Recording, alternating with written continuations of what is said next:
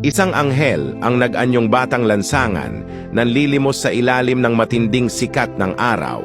Dumaan siya sa isang restaurant. Ang mga mayayamang tao ay nakayuko, kumakain. Pumasok siya sa isang simbahan, nagkunwaring hindi siya nakita ng mga mananampalataya. Sa wakas, napadpad siya sa isang bar. Isang lasing na lalaki ang naglabas ng huling kaunting barya at sinabi, Inanak, kunin mo to at bumili ka ng makakain. tinanong ng anghel, Dumaan ako sa mga simbahan at mayayamang lugar, pero wala ni isa ang tumulong sa akin. Bakit ka handang tumulong? Bumuntong hininga ang lasing na lalaki. Itinuro sa akin ng aking ina ang mga salita ng Panginoon mula pagkabata.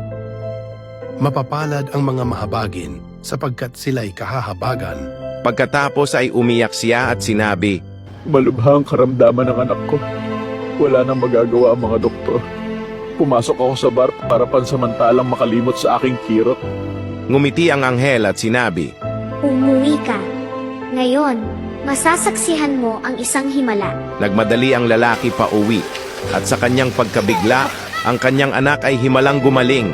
Kung naniniwala ka na mas mapalad ang magbigay kaysa tumanggap, Amen, at i-share ang mensaheng ito upang paalalahanan ang iba.